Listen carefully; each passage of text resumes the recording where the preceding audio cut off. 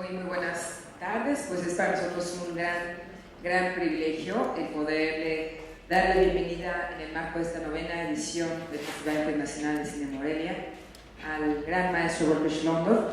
Un aplauso para él, por favor.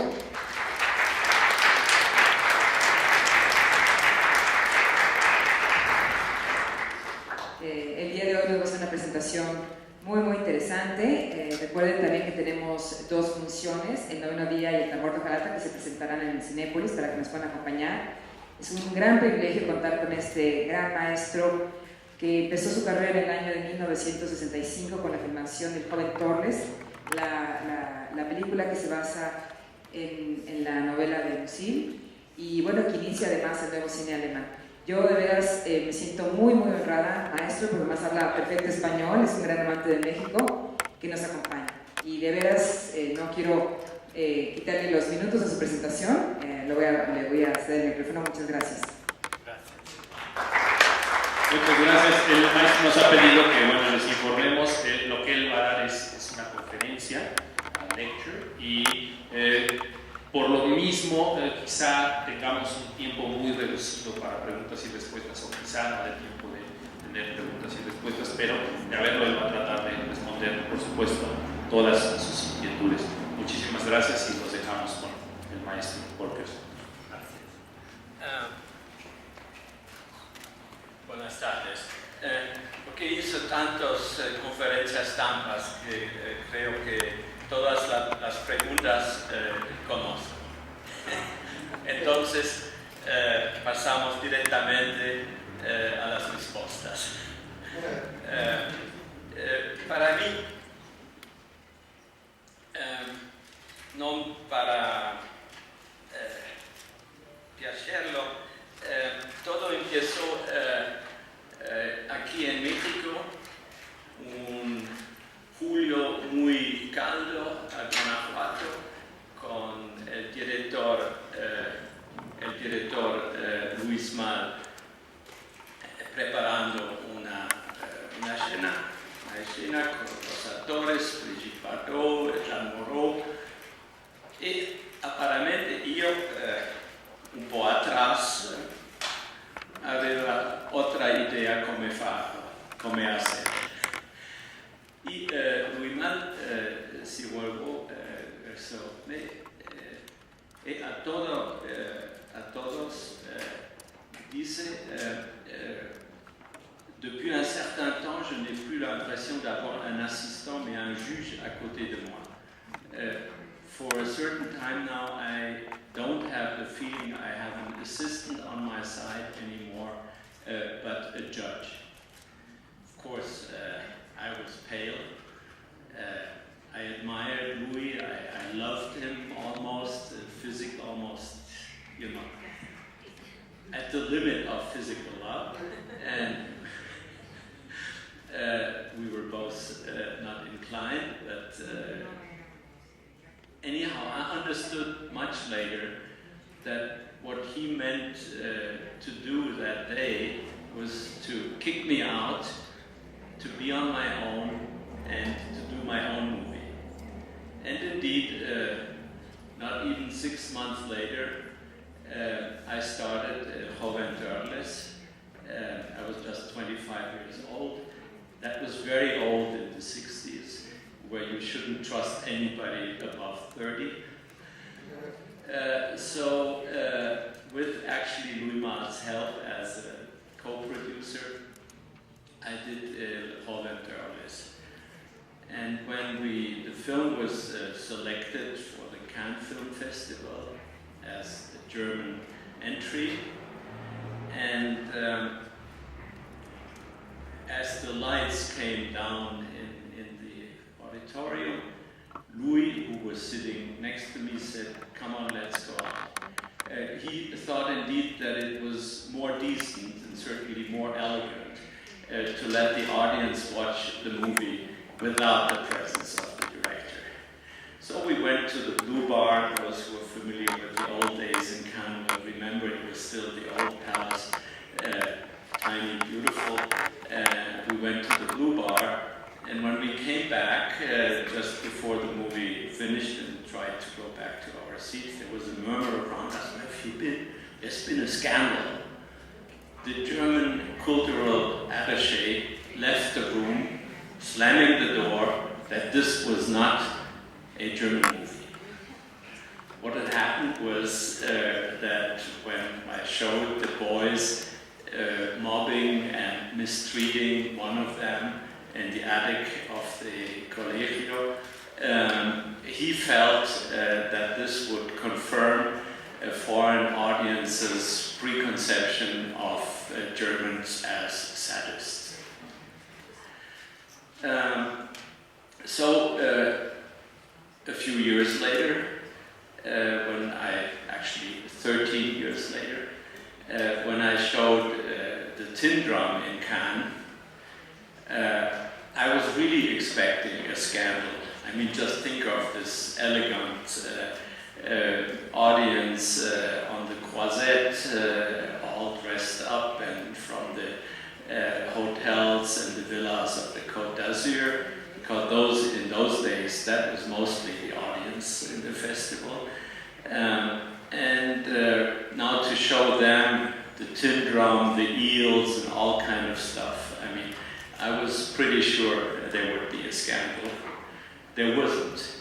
I was there with David Bennett, the boy then 12 years old, and Angela Winkler and others. It was nice applause, and as the jury was leaving the room, you know, they sit in front of you. So as she walked out, I saw, I just catch François Sagan, who was the jury president, looking at me and just, you know, with a slight twinkle in the eye. So I knew I was somehow her candidate. When a few days later, we were on the Plage Sportive and waiting for the verdict, having lunch with our Polish co-producers. A friend of mine, Pierre-André Bouton, may he rest in peace,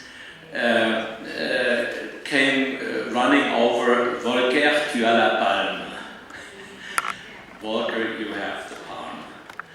And my wonderful producer, Anatole Daumont, who produced Alain René's movies and Robert Bresson and so many other great films, turned towards me and said, Mon pauvre, povero, from now on you will suffer a lot. I didn't, actually, in terms of success and whatever. The Palm was to be followed by the Oscar, and I had now this label stick on me, Tin Drum, and it's been sticking there for more than 30 years. But I mean, I thought it nicer to live with the label than without. Certainly, you're always measured, you know, whenever you make a new movie. You just, on Sunday, saw the latest one. People would say, it's not bad, but it's not the Tin Drum. So, forever you have to get used to that, you know, life is not a straight line, but actually it's a curve. And when you start to wonder where you are on the curve, most likely you're already on the downwards end of it. One person who was not impressed at all by the Tin Drum was my father. He was a doctor. We lived outside the city of Frankfurt, more or less in the woods, or exactly in the valleys of the Rhine Valley, where wine was growing, and just at the edge of the forest. And he came by generation almost out of the times of the emperor, of the Kaiser Wilhelm. And when I had arranged for him to see the movie in my hometown. I was in Munich, and he didn't call me, so I called him finally after 3 days waiting nervously. He told me, yes, I've seen it, I wrote you a letter. And the letter said, well, we were very welcomed in the movie theater for the showing of The Tin Drum. And thank you for arranging the seats. As for the movie, one word, horrible. I would not look at it a second time. But then you're not responsible for it, but Wundergrass who wrote it. So this is so much for the background, where I came from. Why did we live in a cabin in the woods? I was born in the city, and it was 1939, and in 1944 lots of bombs were falling, and we had to, and our house was, as we called it, bombed out, meaning just the walls remained. And we moved out on a horse carriage to a cabin in the woods my father had built with my mother in time as a weekend house. And this move, which I remember every mile we moved through the bombed out streets and then through the country into the woods, I remember very distinctly as feeling an immense liberation. Because a few weeks earlier what had happened is, as I was playing with my brother, we were 3 brothers, with my little brother on the 2nd floor, we heard screams from the kitchen. And we ran out and we saw our father running out of his practice on the ground floor, up the stairs, and smoke billowing out of the kitchen.